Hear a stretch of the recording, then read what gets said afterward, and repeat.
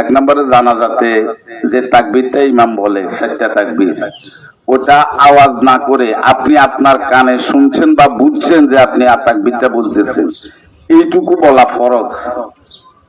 4 তাকবীর জানাজার উচ্চারণ করা কি ফরজ, এটা আমরা আদায় করব।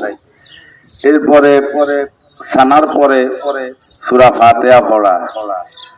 সহিহ হাদিস অনেক ক্ষেত্রে হাদিসটাকে এত মারফু পর্যায়ের হাদিস, লা সালাতা ইল্লা বিফাতিহাতিল কিতাব, পৃথিবীতে কোনো নামাজ নাই, আপনাদের জানা আছে কি নামাজ জানা নাই, কোন নামাজে ফাতিহা ছাড়া পড়াই যায়। কিন্তু দুর্ভাগ্য হলো আমাদের দেশে একটা কথা প্রচলিত হয়ে আসছে দীর্ঘদিন, ইমাম সাহেবরাও সেটা খেয়াল করে না, মুসল্লি তো করে।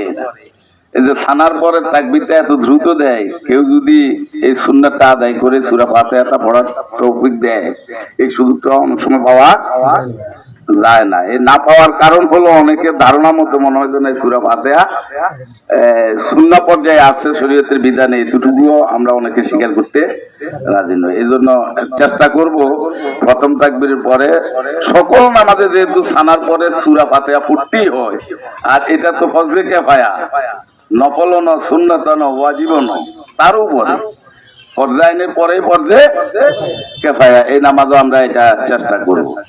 এরপরে আপনার জানাজা শেষ হওয়ার পরে যে বিধানগত দিক, অনেক সময় এক হাত এক সালামের লগে ছাড়ি দিয়ে এক হাত আরেক সালামের লগে ছাড়ি দিয়ে নামাজের মধ্যে হাত ছাড়ার এই প্রবণতা আসে। ওই যে আপনারা অন্যান্য নামাজ পড়লে সর্বশেষ পর্যায়ে সালাম ফিরাইলে মনে করি আমার তো এখনো রয়ে গেছে, আমি দাঁড়াই যাই, সেখানেও দ্বিতীয় সালাম ফিরানো শুরু করলে তারপর আপনি দাঁড়াবেন। এখানেও দ্বিতীয় সালাম কমপ্লিট হলে তারপর হাত ছাড়বেন, যেহেতু এখানে কোনো সোসেজদা নাই, অন্য কিছু নাই, তো কোন কারণে আপনি নামাজ ছেড়ে দিচ্ছেন? এজন্য প্রথম সালামের পরও হাত থাকবে, দ্বিতীয় সালাম কমপ্লিট হইয়া তারপরে হাত ছেড়ে দিতে হবে। তো এই জন্য এই দিকগুলি আমরা খেয়াল করব।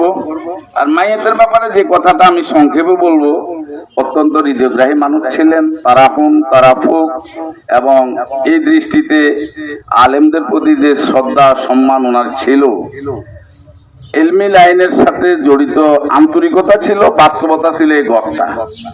এজন্য সবকিছু উনি করেছেন। আমার মনে হয় ওনার আদিল্লার জন্য আর তেমন কিছুর প্রয়োজনীয়তা নেই। মানুষের যদি কোনো হক উনি নষ্ট করে থাকেন, ওই হক তো আল্লাহ পূরণ করতে পারবেন না। তার ওয়ারিসদেরকে বলবো যেভাবে পারেন, কারো যদি দেনা থেকে থাকে সেই দেনাটা পরিশোধ করে দেন, বাকি দিকগুলি আল্লাহ পাক মাফ করবে।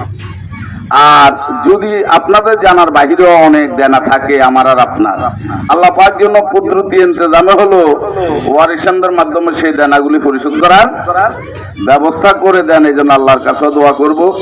আর পরিশেষে যে কথাটা মূলত বলবো, এখানে অনেকে জানাজায় এসেছেন, এটা ফরজে কিফায়া, অথচ ফরজে আইন অনেকের হয় না। এই যে ফজরের নামাজটা অনেকে পড়ি নাই, আপনারা যে নামাজটা এখন জানাজা পড়বেন, এটা আপনার সব জানাজার জন্য হয়ে যাবে, কিন্তু আপনার জন্য সব হবে না, যেহেতু আপনি ফরজে আইন পড়েন নাই, ফরজে কিফায়া পড়ার কোনো সুযোগ আপনার নাই। এই জন্য আজকে থেকে আমরা শিক্ষাটা নেব, কমপক্ষে যে কোনো জানাজায় যাওয়ার আগে বাড়ি থেকে আমি এই নিয়ত করবো যে আমার কোনো ফরজে আইন ইতিপূর্বের কোনো ওয়াক্তের রয়ে গেল কিনা সেটা যেন আদায় করে কাজা হলো করে তারপরে যেন আমরা জানাজায় আসি। আল্লাহ পাক যেন আমাদের সকলকে তৌফিক দেয়।